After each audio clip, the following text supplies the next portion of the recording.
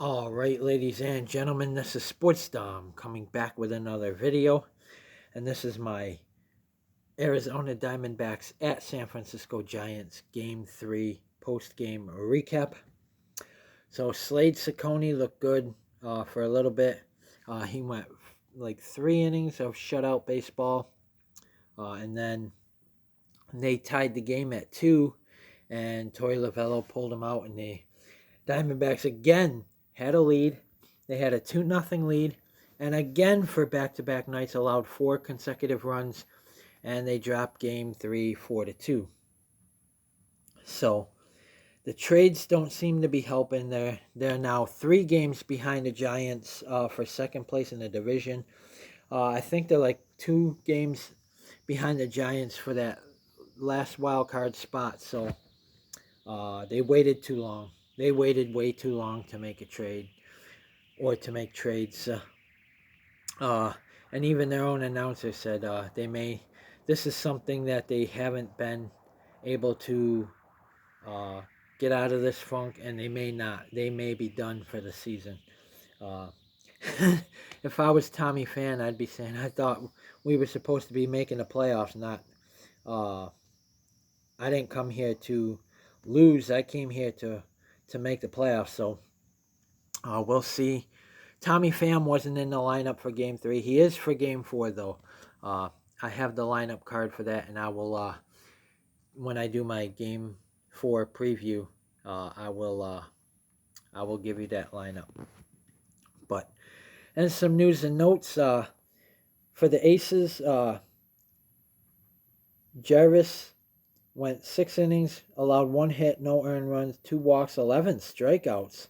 So, them were pen arms. Pope, Jarvis, and Selfrank. Sergio Alcantara went 1 for 3, had a run, a home run, his first 3 RBIs, a walk, and a strikeout.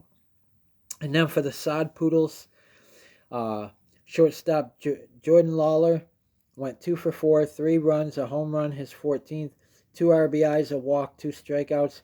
And then third baseman Ivan Melendez went 2 for 5, had a home run, his 7th, 3 RBIs, and a strikeout.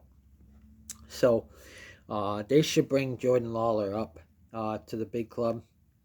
But Slade Ciccone, I thought, pitched very well in Game 3 for his first MLB start, his MLB debut. And they said he might be the first pitcher in MLB history to get his first strikeout on a replay review. They said he hit a batter, but then after review, it hit the bat and then into the catcher's glove. At strike 3, he's out, and Slade Ciccone got his first MLB strikeout on a replay review. So let's recap this. But they haven't played Sturzelecki yet. They haven't played Paul Sewald yet. And they haven't played Tommy Pham yet, but he's in the lineup today. So Perdomo had 4 at-bats. He had 1 run, 1 hit, no RBIs, no walks, no strikeouts, has a .274 average and a .786 OPS. So get him going. Hopefully Tommy Pham can fire them up. I thought Jace Peterson and Paul Sewald would do that, but I thought the trades anyway would fire them up, but it didn't seem to work. But hopefully Tommy Pham can come in here and light a fire under their asses.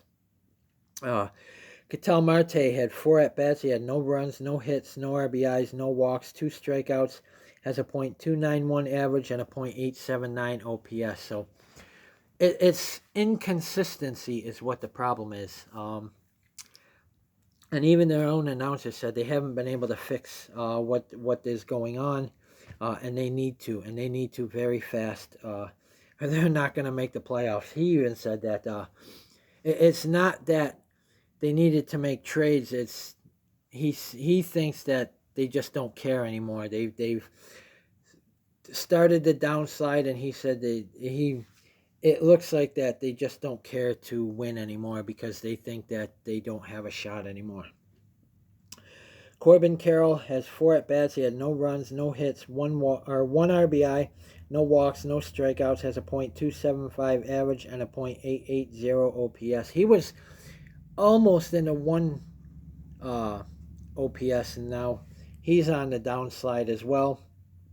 You see, announcers when they were winning earlier in the season kept saying they won't keep this up. They won't keep this up. Guys like ESPN and MLB Network and stuff said they won't. They won't be able to keep it up. They're too young of a team, and I thought they would be able to, but it looks like they were right. Lourdes Gurriel Jr., who was doing the DHing, had 4 at bats. He had 1 run, 2 hits, no RBIs, no walks, no strikeouts. Has a .252 average and a .757 OPS. So we just need to get hits, get guys home when they're on base, and once they do that, they'll start winning again. And we need our fucking bullpen to stop blowing games. Jace Peterson had 3 at bats. He had no runs, 1 hit, 1 RBI, no walks, 1 strikeout. Has a .223 average and a .637 OPS. So in his second game, he has 2 hits as a Diamondback. He got a hit in his first game as an Arizona Diamondback, and now he got a hit in his second game as an Arizona Diamondback. Jake McCarthy had 3 at bats. He had no runs, no hits, no RBIs, no walks, no strikeouts. Has a .245 average and a .656 OPS. So I don't know what's going on with Jake McCarthy, but I think they got to send him back down to the minors. Emmanuel Rivera had 3 at bats. He had no runs, no hits, no RBIs, no walks, 2 strikeouts. Has a .288 average and a .738 OPS. Alek Thomas is completely cooled off. He had 3 at bats. He had no runs, no hits, no RBIs, no walks, no strikeouts. Has a .236 average and a .683 OPS. So it just looks like the trades aren't helping. Hopefully, Tommy Pham being in the lineup, like I said, can light a fire under their fucking asses. Jose Herrera had 1 at bat. He had no runs, no hits, no RBIs, 1 walk, no strikeouts. Has a .217 average and a .588 OPS. They just got to hit. They start hitting, the runs will come. They just got to get base hits, get guys on and get guys home when they're on base, and they'll be able to score. Christian Walker had 1 at bat. He had no runs, 1 hit, no RBIs, no walks, no strikeouts. Has a .263 average and a .856 OPS. And then Carson Kelly had no at bats, no runs, no hits, no RBIs, no walks, no strikeouts. Has a .167 average and a .409 OPS. So Slade Ciccone went 4 2/3, allowed 4 hits, 2 runs, 2 earned runs, 1 walk, 2 strikeouts, no home runs, and has a 3.86 ERA. Tyler Gilbert, who took the loss, is 0-2.